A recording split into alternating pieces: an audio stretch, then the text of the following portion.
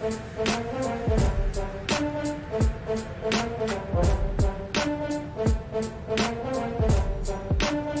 was jingling.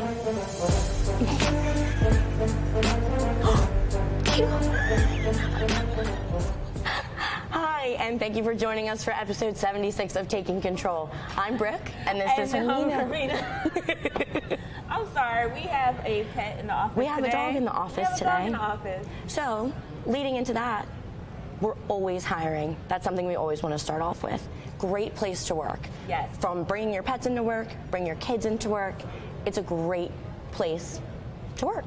We're hiring anything from SEO, PPC, social media, dev, and content.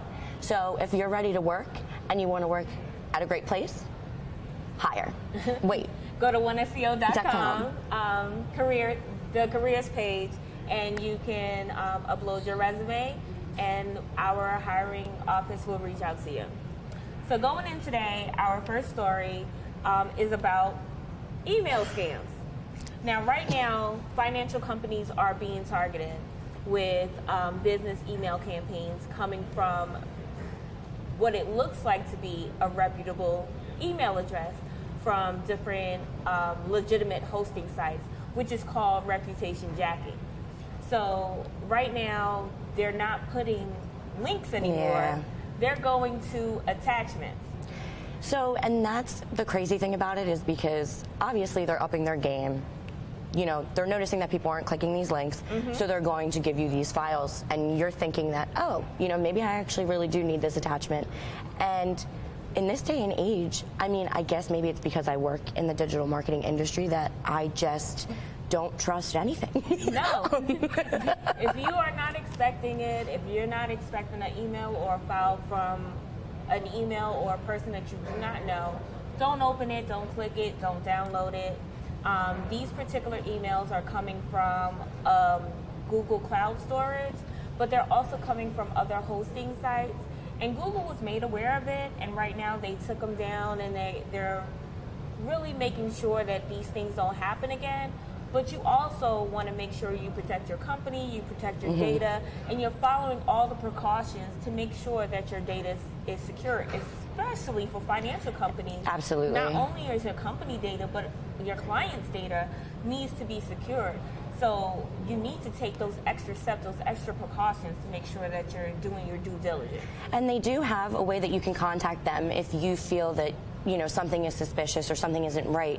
Before you open anything, reach out and ask and see if, you know, if it's reliable or not. So whatever hosting service it's coming from, whether it's Google or another hosting service, reach out to that service and say, is this something that we need to be looking for?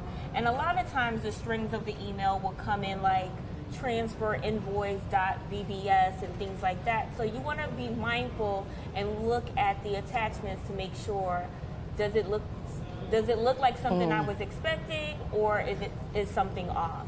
And you want to make sure that everyone in your company is aware of this, what's going on, because it's happening not only in the U.S. but also in the U.K. that they're targeting financial companies. It's be careful out there. Super careful. So next up on the list is that Google is now adding new call extensions to YouTube videos. Yes. And so there isn't really a lot of information out about it just yet, just that it's going to be a new overlay coming in January 2019. What I can tell you, which is going to be my own opinion, is that I'm an avid YouTube watcher. I mean, I watch YouTube videos every day, mostly beauty related, or, you know, particular like funny videos and things like that.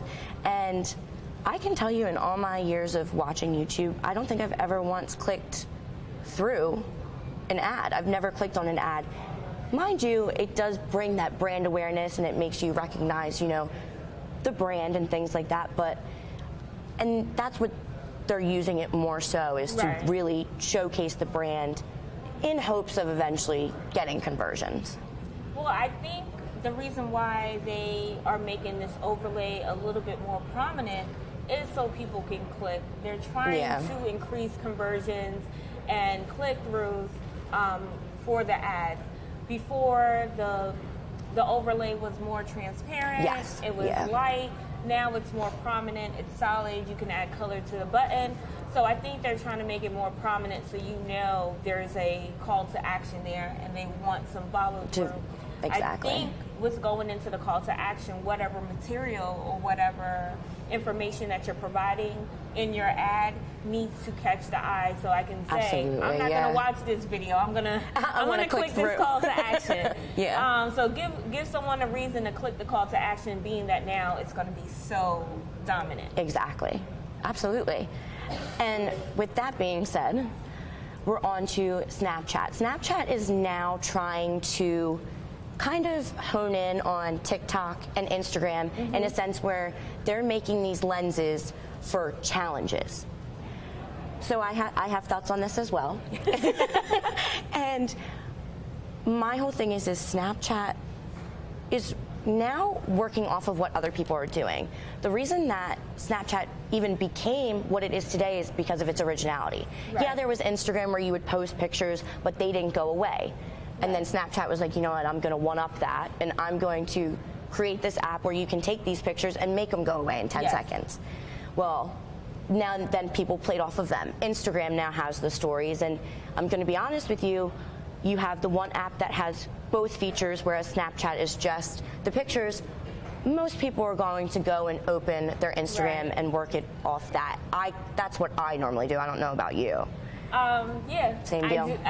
Same deal. I do the same thing. And I think they're trying to get with the different lenses to create these challenges so that you would use the lenses to sing whatever different songs, whether it's a Christmas song or whatever popular song, and create a challenge like when people were doing the In the Feelings challenge with Drake, and things like that. And it's like they're trying to start it, but it's like kind of it's been there, done that. Exactly. So I think they need to try to do something new like they did before. Like, yes, everyone took your idea of stories, and now they're on other platforms, but try something different and see how that works, because I don't know how I feel about the lens challenge. I looked at the lenses and I really wasn't inspired to do a challenge. No, I completely agree, and I have to be honest, TikTok is really coming into play. I use TikTok because I have little cousins, age range 7 to 10, and that is their Snapchat, their Instagram, where they post these crazy, outrageous videos and collab with people and things like that. So in order to not only keep our age group working with Snapchat, they are now facing TikTok and are going to have to really up their game in order to get that age group to work with them as well. Exactly. So sometimes you may want to follow the trends, but then also sometimes you want to be innovative and find something different that sets you apart from everyone else, and the reason why someone should use you. And I think that's what TikTok did. They found their own little lane. They did. And a lot of the kids are using that right now to do challenges, sing songs, compete with each other, just make crazy videos, whether it's with their friends, their family members. I saw one with a girl and her dad, and they were doing little dance moves. I've seen ones too where it's like a coming home video, like a father is coming home, from being overseas, and it can be used in so many different ways, whether it's for comedy or if it's for to really get that emotion from somebody. So Snapchat, I think we need to do some revamping for 2019 and try to get some innovative ideas over there. I agree, for sure. Okay. Going into Facebook, this week has been getting a lot of flack for data, making sure that users' data is safe. They did a lot of integrations before with Spotify and Netflix where you can share through those apps, movies or songs with your friends, but they gave Spotify and Netflix the opportunity to kind of have the information, access to your messages. Yes. So they're saying that they never looked at your messages, but who knows? Are we sure? Honestly, we don't know. It's crazy because I don't care what anyone says. wherever your data is out there, wherever your information is out there, somebody can get a hold of it if they want it. Like, it's not, and everyone knows that. But when I was, talking with Hermina this morning, it was kind of like, do we even use Facebook Messenger to tell somebody about a great movie we saw on Netflix or a great new song that came out on Spotify? Right. I'm just going to shoot you a text and say, hey, I heard this really great song, or, this new series is out on Netflix, rather than actually going through the steps of messaging you. Right. Through now, the I can app. understand that for the friends that you have on Facebook that don't necessarily have your number, that you want to keep in touch with. But are you going to go through a third party, or are you just going to use the regular Facebook Messenger? Which now Facebook has stopped the third party, and now those applications have to go through Facebook Messenger to send those messages, because I think they realized how untrustworthy it was to go from Facebook to a third party. Yeah. And so now they're trying to backtrack and try to solve a lot of those problems where there's possible data breach. Yeah. But it's kind of like the damage has been done. Do you already. still trust it? Yeah. But are you really going to leave Facebook? I mean, I'm not. Exactly. Exactly. Yeah. So, I mean, as much as people will say they're not sure, we use it every day. Yeah. And hopefully that you want to make sure that something that you use every day, your data is safe.